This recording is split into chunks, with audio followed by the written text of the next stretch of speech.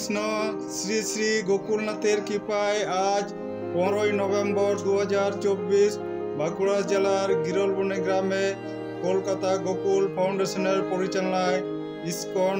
India tribal care trust এর সহযোগিতায় ছোট ছোট শিশুদের পুষ্টির উদ্দেশ্যে